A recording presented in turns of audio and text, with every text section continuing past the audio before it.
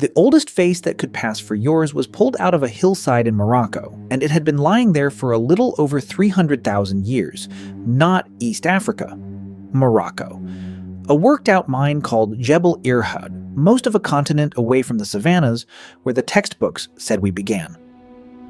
For a century, the story was clean. Our species switched on in East Africa around 200,000 years ago, in a single cradle, and walked out from there.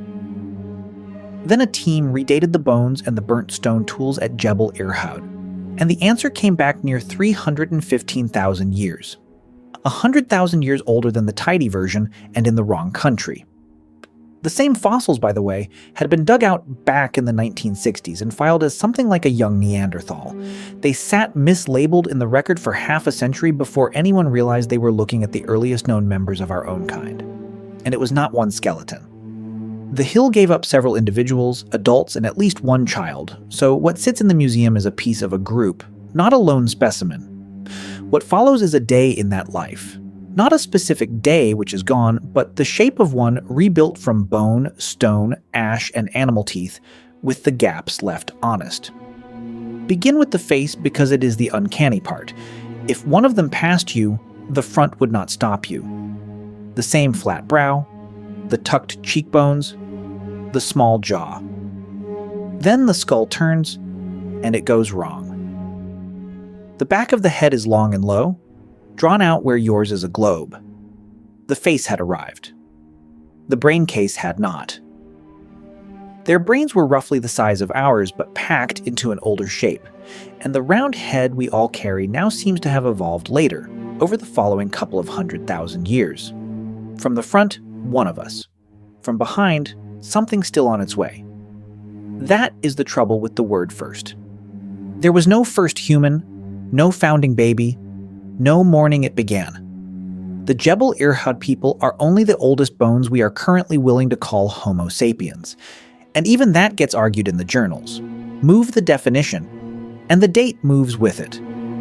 The line is a smudge, not a border, and we drew it long afterward and in pencil.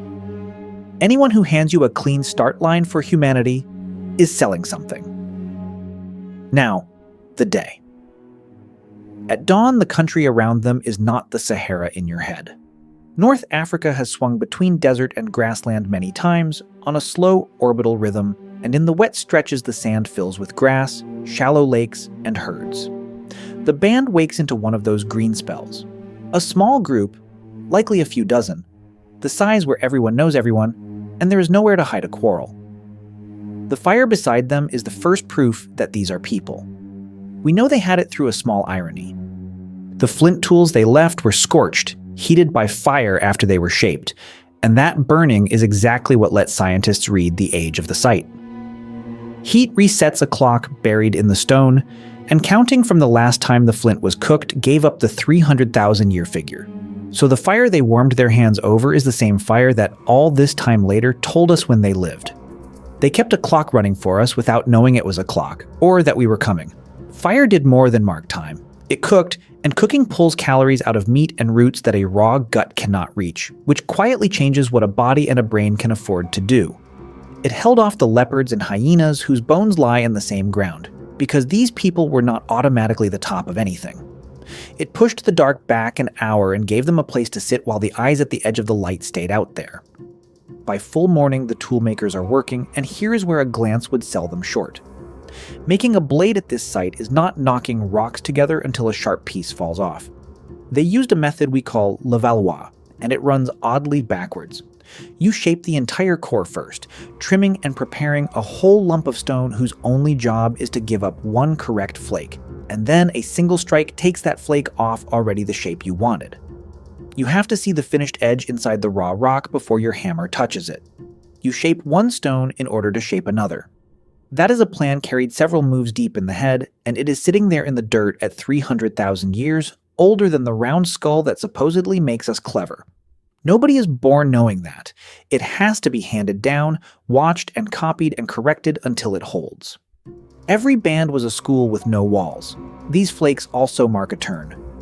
For more than 1 million years, the standard tool had been the Acheulean hand axe, the big symmetrical teardrop that hominins made almost without variation across half the world. Around this time, it starts giving way to the lighter, sharper, more varied kit that the Levallois method throws off. These people are standing on the hinge between the two at the front edge of what we call the Middle Stone Age. What is all the sharp stone for? Meat, mostly. And here the meat has a name. The bones piled at Jebel Irhoud are mostly gazelle, herd animals taken again and again, with other grazers and the odd tortoise in the mix. So run the hunt, as it likely went. No bows. The bow and arrow is more than 200,000 years down the line.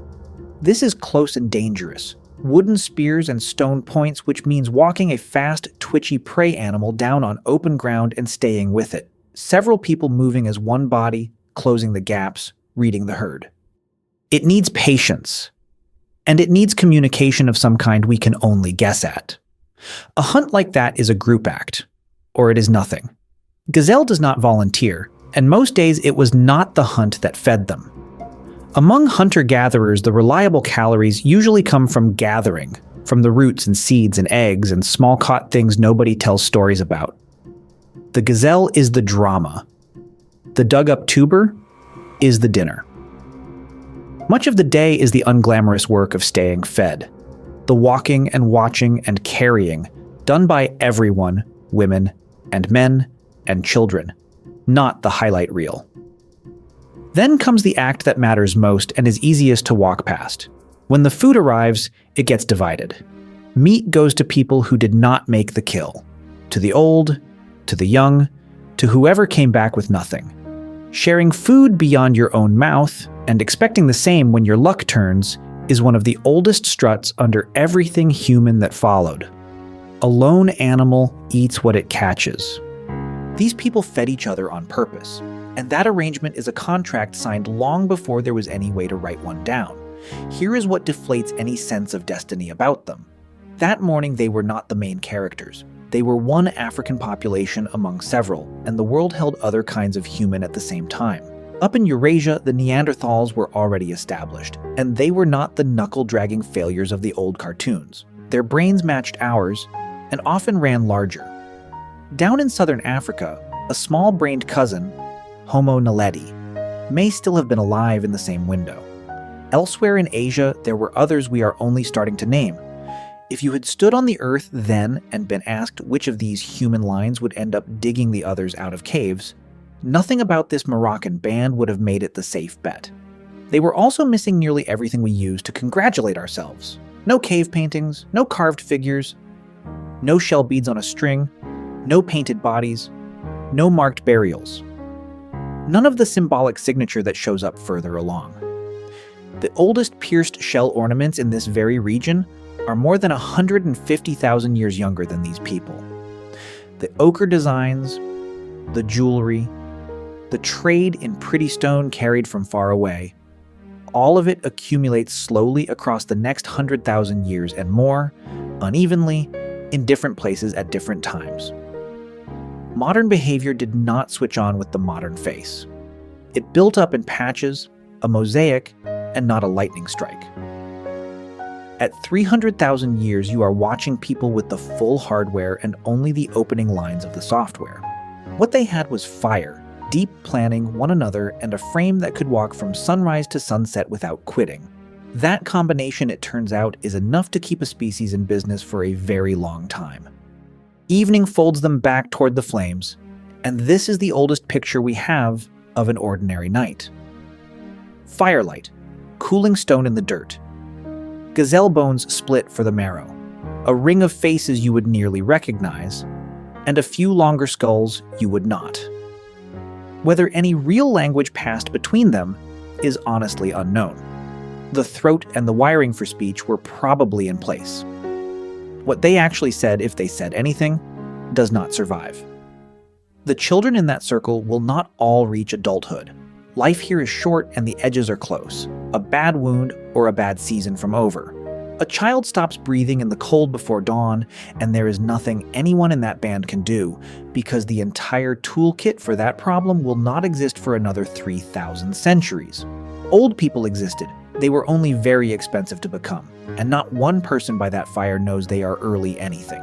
They are not the prologue to a story, not waiting for history to begin. They are people at the end of a day, warm and fed and counted. 300,000 years before strangers would dig them out of a Moroccan hill and argue about what to call them. The fire sinks. Someone leans in and feeds it. Out past the light, the herds are already drifting, and at first light the band will drift after them. A crowd that lived and hunted and split the meat and never once felt the